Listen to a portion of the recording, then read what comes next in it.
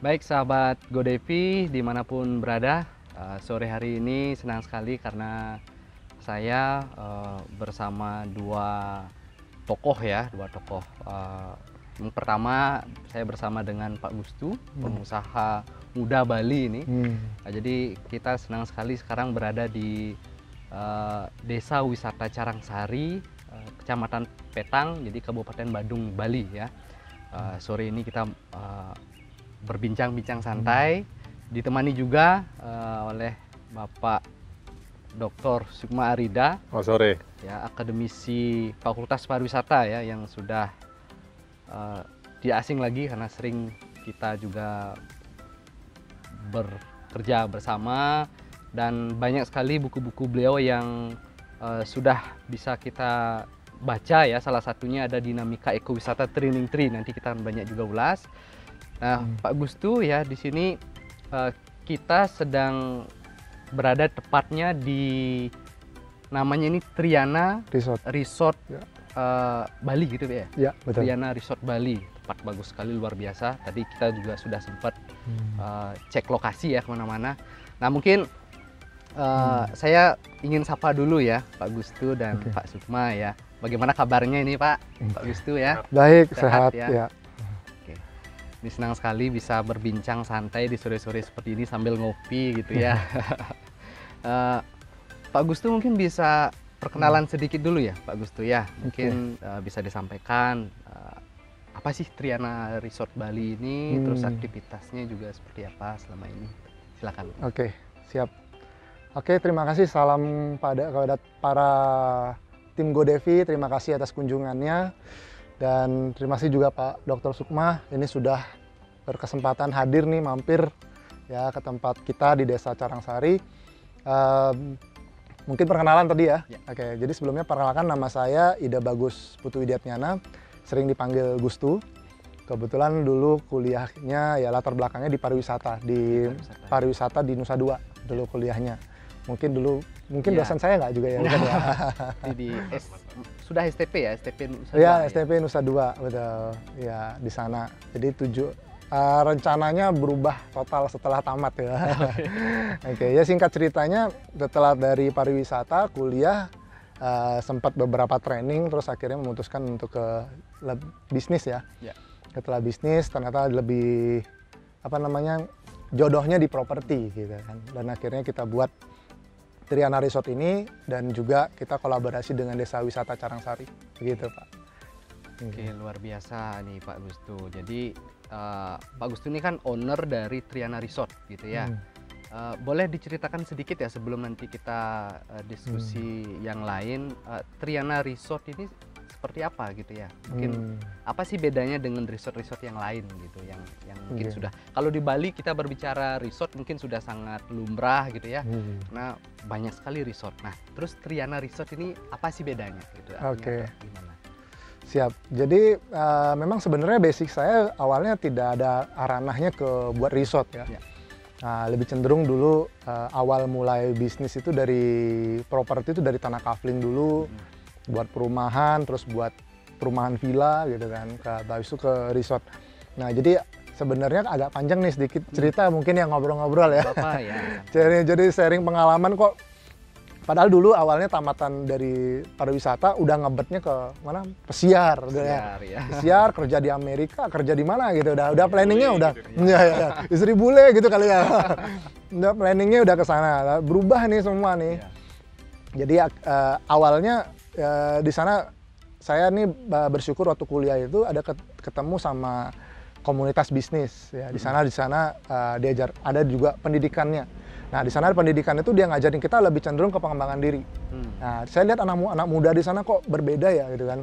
Dimana kalau saya kan biasanya habis pulang kampus itu beda nih tongkrong. Kalau di kampus baju rapi, melayani gitu kan. Tapi kalau di luar kampus kok nongkrongnya beda nih. Ya namanya muda pada zamannya, nakal pada zamannya gitu. Tapi saya lihat di sini komunitas ini berbeda. Akhirnya gabung di sana. Di sanalah jiwa-jiwa bisnis itu ada gitu. Nah, sampai akhirnya sayangnya komunitas bisnis itu saya endingnya itu tidak disupport lagi, tidak ada yang mensupport. Dulu ada yang mensupport dananya untuk ke sana. Sudah itu akhirnya tidak disupport lagi. Jadi keinginan saya tuh nanti ke depan saya harus buat ini nih. Ini penting nih kalau saya buat. Kenapa? Dulu saya nggak bisa ngomong, terus akhirnya saya bisa ngomong gitu kan. Dulu kalau di panggung itu Pak, Pak Gian, Pak Sukma dulu, saya ngomong itu grogi Pak. Jadi karena pernah dulu waktu disuruh presentasi waktu SMA, terus gugup gitu ya, akhirnya dibilang, goblok. Nah, jadi saya punya demam panggung di sana. Nah di sini beda, gitu. Saya di sana waktu belajar ngomong, saya nggak nyebut nama aja susah. Terima kasih gitu akhirnya Pak. Itu gugupnya gitu Pak. Cuma bedanya, kalau dulu waktu saya di sekolah dibilang diketawain, tapi kalau di sana saya malah ditepuk tangani. Terus dibilang, kamu nih udah bagus, sudah berani memulai. Andai kalau kita bisnis itu kita kan namanya naik turun ya. Ada yang support, ada yang ngasih kita tepukan. Pak bisa kok Pak. Nah, kita disupport begitu, kita jauh lebih kuat. Kita namanya kalau bisnis itu gagal bangkit lagi, betul ya. Nah, andai kita punya komunitas itu. Nah, jadi saya ingin banget gitu.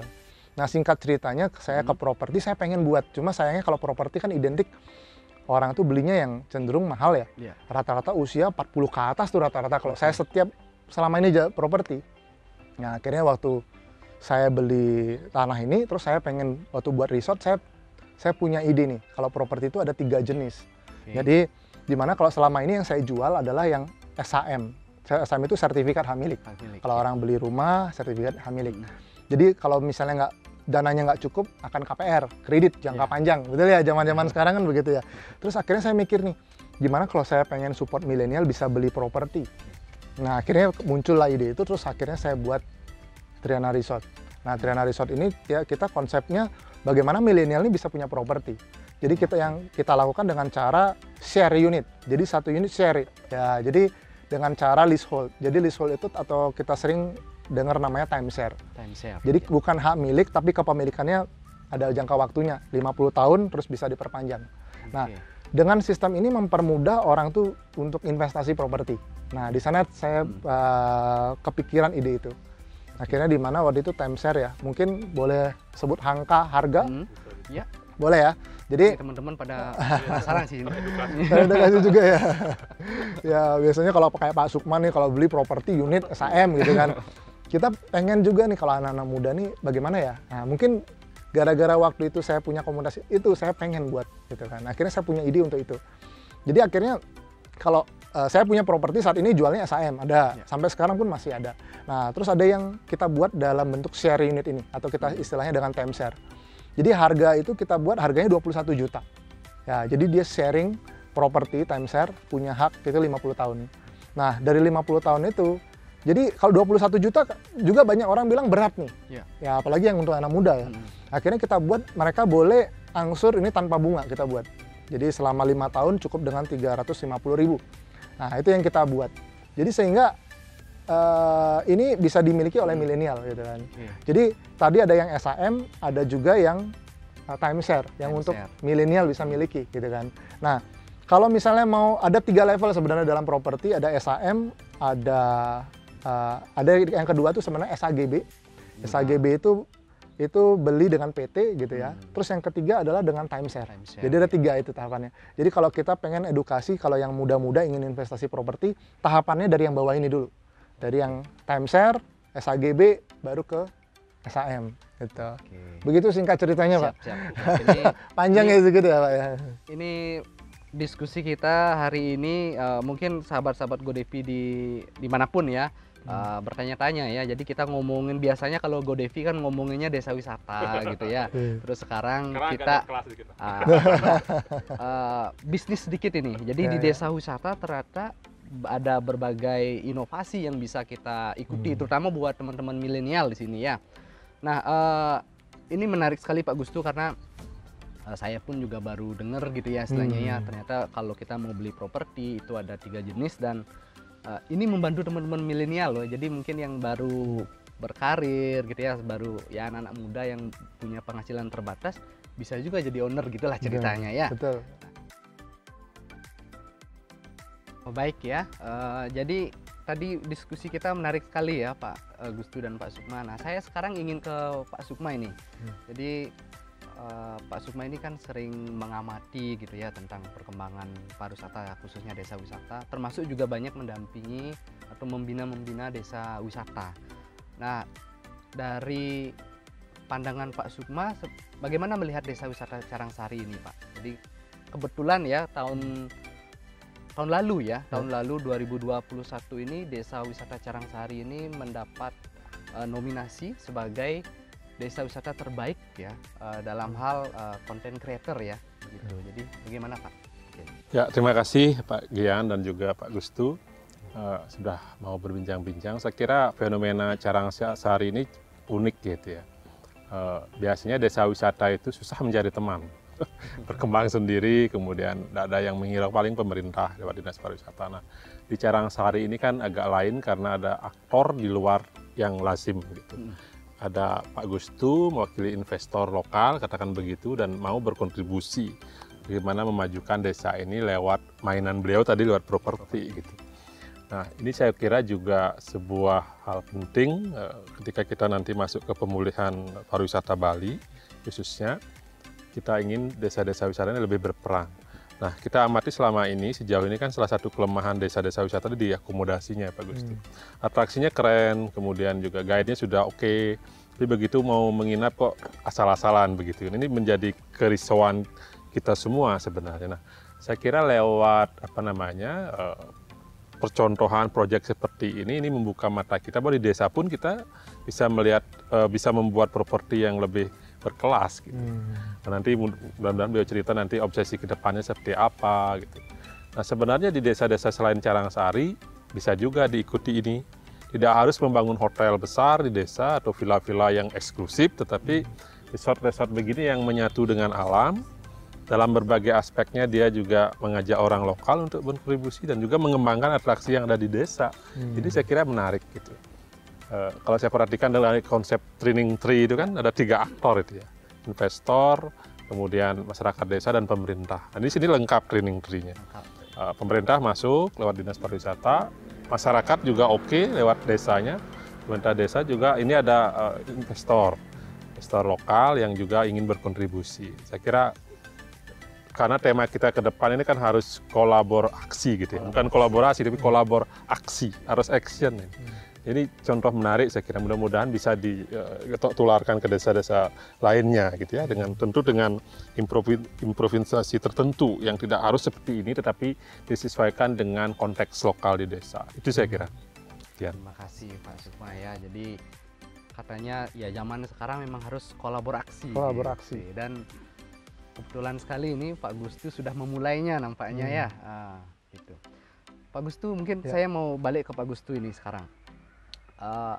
Tadi sempat disinggung oleh Pak Sukma bahwa ya kalau membangun desa wisata ini kan diperlukan banyak pihak gitu ya, banyak aktor lah yang mendukung. Nah, Pak Gustu sendiri sebagai investor lokal di sini kira-kira gimana sih tantangannya ketika berinovasi, terus berkoordinasi juga dengan masyarakat di sini, tanggapannya seperti apa, terus gimana sih kira-kira tantangannya? Di desa wisata Carangsari. Tantangan ya. Kalau ngomong tantangan sebenarnya suatu yang seru lah ya. Ya, jadi saya seneng nih kalau ada tantangan ya. Jadi saya pernah dulu ngobrol kalau nggak salah di Bandung ada salah satu pengusaha juga di Bandung itu suka dengan tantangannya. Jadi selalu buat properti itu di daerah yang masih sepi. Terus di mana tantangannya adalah bagaimana ini saya buat rame gitu kan. Saya dengar itu terinspirasi dari sana. Nah, akhirnya saya buat konsep ini. Nah, saya besarin dulu dari membernya nih. Tanpa sadar membernya udah rame gitu kan. Terus ada istilahnya kita berusaha, awal memang belum dilirik, agak susah ya Pak ya. Sampai akhirnya kita maju terus, ya asalkan kita tujuan dulu, awal dulu. Kalau waktu memulai itu memang awalnya harus niat baik dulu sih. Kalau kita niat baik dari awal, biasanya nanti akan diketemuin dengan orang-orang yang tepat gitu kan. Saya juga nggak tahu tiba-tiba ketemu Pak Dr. Sukma ini ketemu aja Jo, ya kan. Saat saya pengen ngembangin, pengen support desa wisata gitu kan, bisa ketemu dengan orang-orang yang sama-sama pengen besarin desa wisata gitu kan. Nah, jadi singkat ceritanya di sana. Jadi waktu tantangan awal itu saya membuat, lalu saya ini kebetulan ada momen juga sih waktu kemarin dari kementerian buat support acara desa wisata ya. Anugerah Desa Wisata. Saya lihat di Instagram, kebetulan saya lagi bangun resort ini, saya kebetulan Pak Kepala Desanya baru juga nih, saya ketemu nih gitu kan. Saya ajak ketemu, saya ceritakan, Pak gimana kalau kita ikut ini nih gitu kan. Nah, kita ngobrol, akhirnya Pak Kepala, intinya kita ketemu yang seperti Pak Dr. Suma sampaikan tadi, ada 3 peran penting di sana. Ya kan, dari saya selaku investor lokal nih. Itu swasta ya? Ya, swasta, habis itu ketemu dengan dari desa, kepala desa, dan tim-timnya, ada ketua desa wisatanya dan segala macam, terus sama pemerintah. Kalau ini connect, ini kebetulan waktu itu momennya ya kita momennya tepat ya saya bilang ya. Momennya. Mungkin kalau saya 2 tahun lalu saya buat kembangin desa wisata mungkin belum tepat. Nah, pas waktu momennya aja tepat. Ya, walaupun pandemi ya, kondisi waktu itu jujur waktu kita apa istilahnya buat desa ikut kontes itu ya, dari kementerian itu semua serba nggak siap. Maksudnya sejujur kita nggak siap, tantangan di sana. Kita pandemi ya, dan support dana segala macam nggak siap.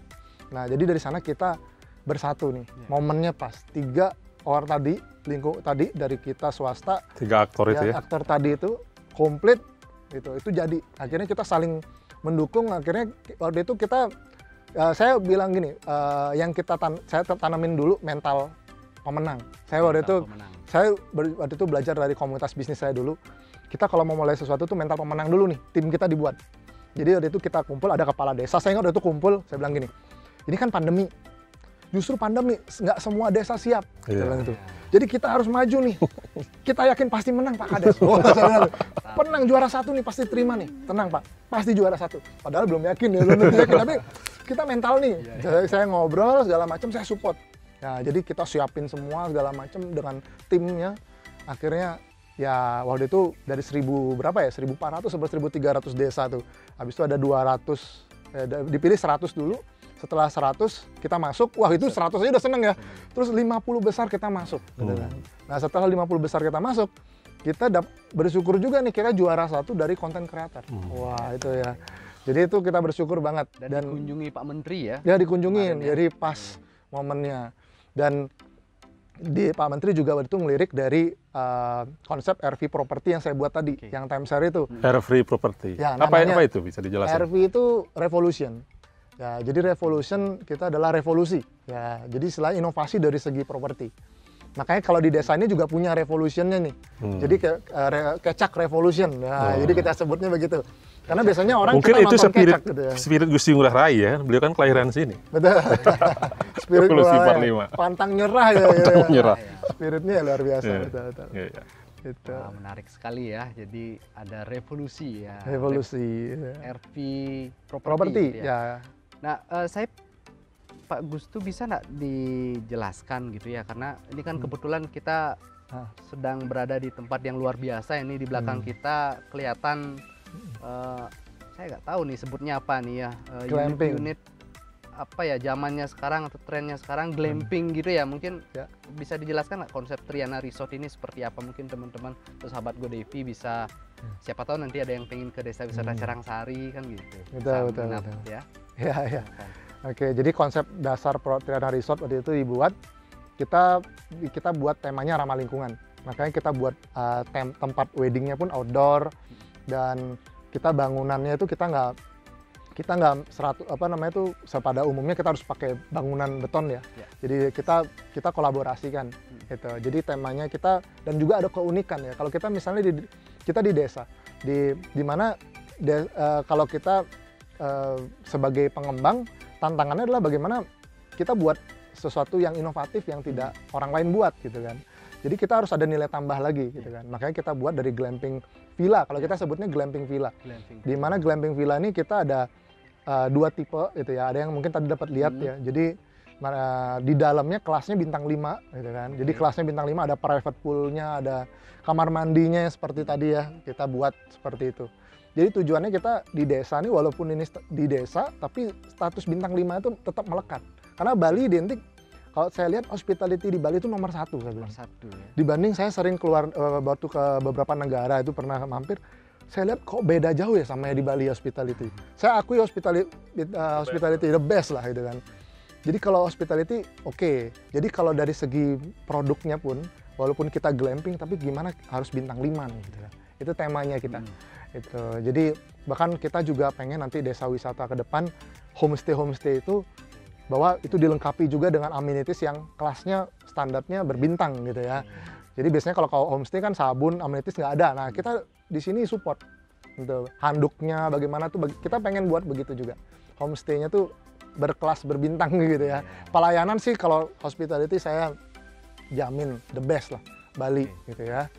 Sudah sempat ini Pak Gus tuh identifikasi jumlah homestay di sini kira-kira cukup berpeluang nggak dikembangkan yang dimiliki warga itu? Ya, berapa room kira-kira yang sudah room, ya. Oke, kalau kemarin saya dari infonya sempat kan dari pemerintahan sempat ke sini mampir ya. Kalau nggak salah ready sekitar 50 homestay Pak ternyata di sini. Yang cukup, ada di Desa Sarangsari 50 Sarangsari. lumayan. Jadi di sini sengaja saya buat main eventnya yang besar. Ya. Jadi kayak area weddingnya. Jadi kalau kita bawa tamu rame di sini, terus mereka mau Kurang stay, di sini bisa di penduduk. Kurang di sini kita lempar Nah, ke itu yang saya bilang kolaborasi itu. kolaborasi. Jadi investor nggak boleh tumbuh sendiri, meraup rezeki semua untuk dirinya, tapi dia mau berbagi sambil membina warga gitu. Itu bagus sekali saya kira ke depan. Dan bisa menjadi contoh gitu ya untuk memberikan hospitality. Karena memang kalau desa wisata kan karena ada ya kesan ke desa gitu, jadi kadang-kadang ya hospitality juga dilupakan. Nah, dengan salah-salahan gitu ya. Nah, dengan ada contoh seperti ini bagus sekali, saya pikir juga bisa menjadi ya, panduan juga lah untuk ke desa wisata yang lain. Gitu ya. Tak terasa ini waktu ya, karena kita terbatas oleh waktu. Senang sekali bisa berdiskusi dengan Pak Gustu dan Pak Sukma di sore hari ini. Mungkin sebagai penutup ini, Pak Gusti, kira-kira rencana ke depan ya untuk desa wisata Carangsari, termasuk juga Triana Resort, atau mungkin apakah akan ada inovasi-inovasi yang lain mungkin ke desa wisata yang lain, seperti apa kira-kira? Obsesinya. Siap. Jadi setelah saya mulai masuk dari RV Property, terus menyambung ke desa wisata gitu kan. Terus akhirnya saya lihat, wah saya tertarik banget nih ke depan itu bukan jadi developer properti, tapi jadinya developer properti desa wisata. Saya jadi nggak nyambungnya ke sana ya. Kalau developer properti banyak ya. Karena saya pengen kembangin seperti itu. Jadi makanya kenapa di desa Carangsari benar-benar saya pengen support, gitu kan. Bagaimana tantangan saya sendiri adalah ini mungkin kita di sini ada Ubud, ada Bedugul, ada banyak ya tempat wisata. Ini desa Carangsari ini saya tantangannya bagaimana nih saya bisa buat sesukses itu, gitu kan. Nah, ada contoh-contohnya. Nah, itu tantangan dari saya nih. Kalau sudah bisa saya berhasil, kami berhasil di sini, saya ingin ajak, ayo mungkin di sini makanya saya bersyukur nih ketemu Pak Dr. Sukma nih nanti ke depan. Ayo Pak, setelah kalau ini berhasil kita bisa nggak buat desa yang lain berhasil. Jadi desa wisata kelasnya berbintang gitu ya. Ya, jadi kualitasnya beda. Bagaimana ini sebenarnya kita Bali udah top lah, sudah ngerti di situ. Ya, terus kedua selain RV Property ada namanya RV University, yang dimana RV University ini adalah pendidikan nih untuk milenial yang kita kembangin bukan hanya di Bali aja tapi seluruh Indonesia. Nah, karena saya dulu bersyukur banget ya, gara-gara itu saya jadi sekarang, maksudnya nggak bisa belajar tentang properti gitu ya.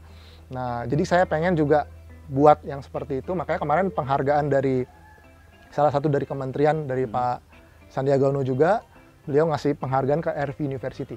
Gitu. Mungkin nanti next lah ya kalau kita ngobrol itu ya, betul Pak ya. Perlu episode berikutnya. Benar-benar. Nah, keren sekali ya idenya. Semoga apa yang direncanakan ya menjadi target bisa terrealisasi nanti ya, dan bisa ada banyak kolaborasi yang lainnya. Gitu. Mungkin itu ya. Kita akan jumpa lagi di Bincang GoDP selanjutnya. Selamat sore ya. Terima kasih. Selamat sore. Sore. Kopinya Oke, ayo.